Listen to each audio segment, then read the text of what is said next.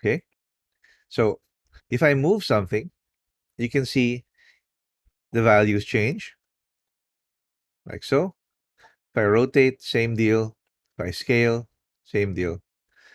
I can also just type in the values here if I want. So if I want to scale this at precisely 2.2, I can just type the value 2.2.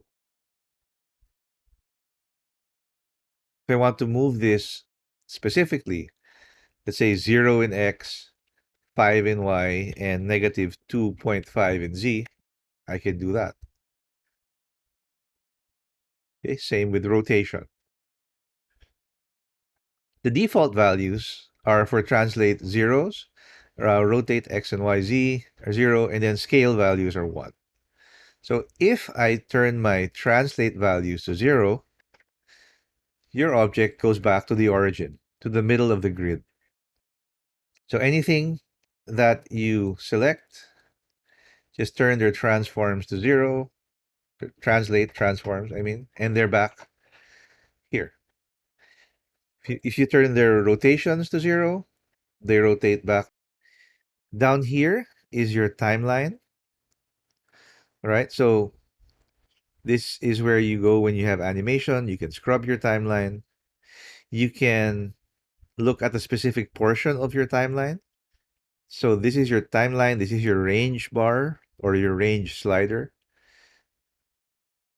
I can have, let's say, I can view only frame 100 to 150.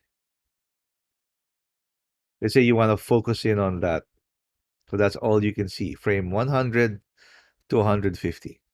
I can slide this. I can go, okay, frame 40 to 90, right? Or frame 130 to 180. You can also type in the numbers here. That's fine.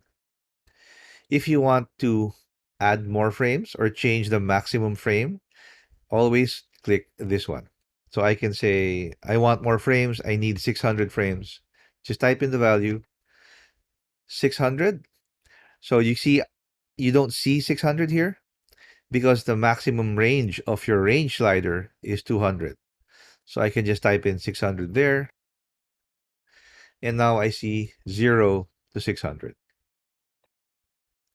You also have your usual uh, tools or controls. You have playback, play backwards, uh, first frame, last frame, go back one frame, go forward one frame. And these two are going to keyframes. So if I have a keyframe, for example, at frame 40, just set a keyframe. And then over here, I'll make changes.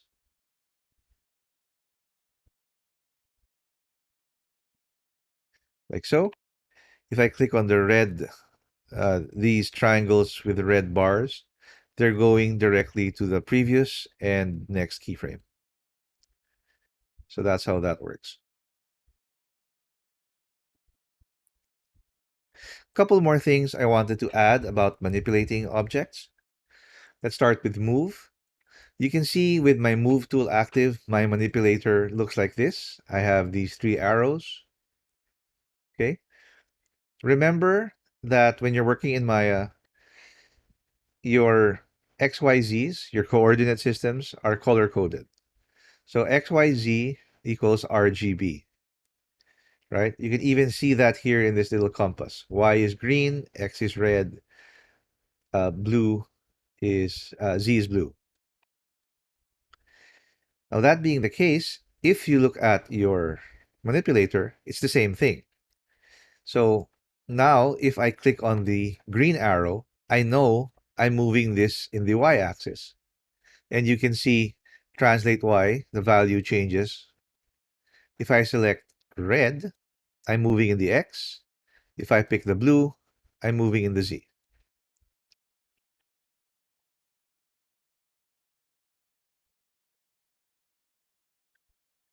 Right.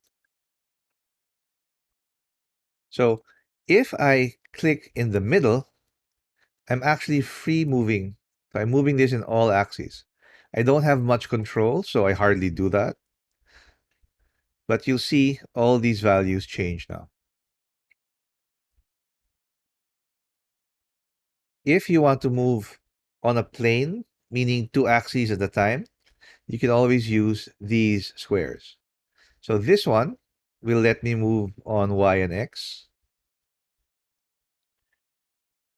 This one lets me move Y and Z. You can see my X value is not changing at all.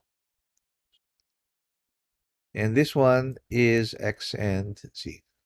My Y value doesn't change.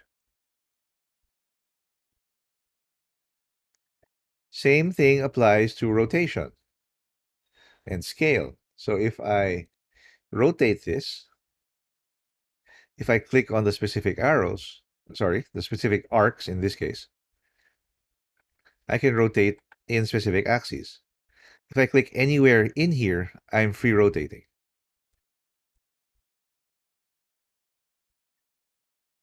If I click on, if you look at this, if I click on this one, this is rotating according to my view. So depending on where I'm facing, that's how it rotates. So it's based on the camera angle.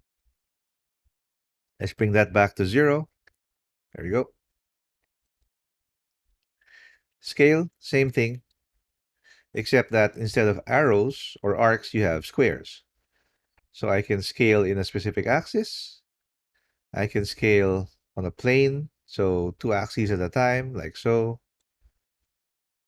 I can also scale uniformly, just clicking this box in the middle, and it scales evenly in all directions. Okay, and that's an overview of Maya's interface.